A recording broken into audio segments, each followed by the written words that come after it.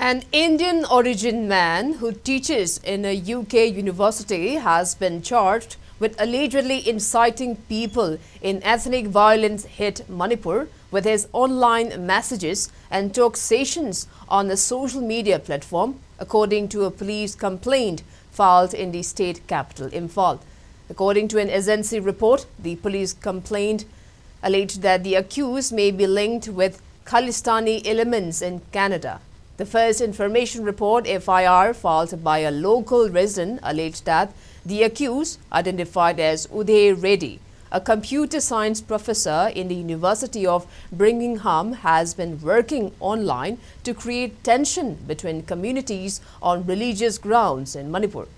The complainant in the FIR filed with the police station in Imphal East district has mentioned that the accused person deliberately, with malicious intentions, insulted the Meiteis' religious beliefs and promoted enmity between the Meiteis and other communities on religious ground. The complainant in the FIR also requested Indian authorities to contact Reddy's workplace and inform them about the criminal acts committed by him against India, adding a lookout circular (LOC) to monitor entry and exit points in India should be issued.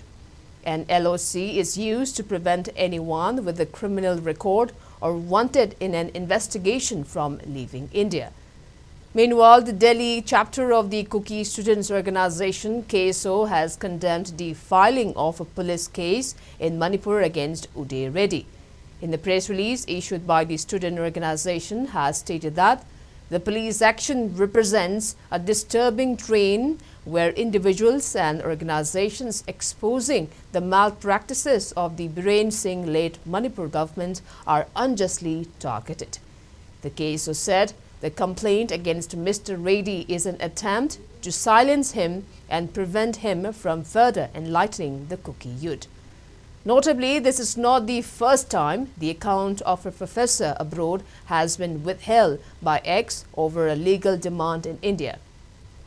The X account of Sweden-based Indian origin Professor Ashok Swain, a fierce critic of the Indian government's policies, was also withheld in August 2023.